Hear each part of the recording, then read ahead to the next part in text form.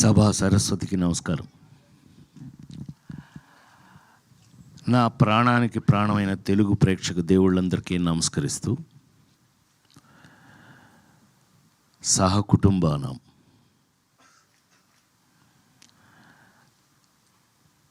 Padmashri doctor Brahmanandam గారు మాట్లాడిన తర్వాత నాలాంటి వాళ్ళు మాట్లాడటం,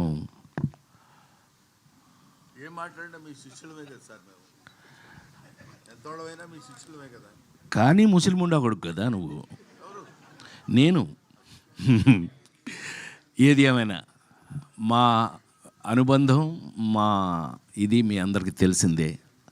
అహనా పెళ్ళంటి సినిమా, జంజాల్ గారు, బా ఆ రోజులు ఇది వేరు.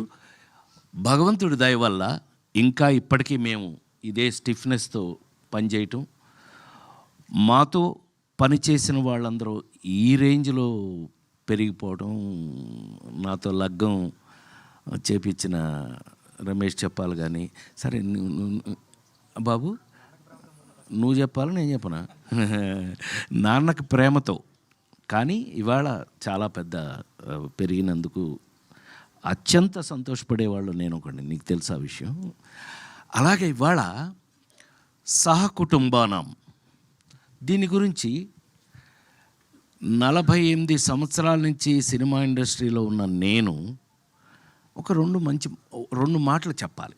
ఎందుకు అనంటే, ఎస్, ప్రతి సినిమాకి ప్రాణం పెట్టి పనిచేస్తాం, చేస్తేనే ఇంతకాలం ఉంటాం, లేకపోతే ఎప్పుడో ఇంటికి పంపించేస్తారు. అందులో మొహాటం ఏమీ లేదు.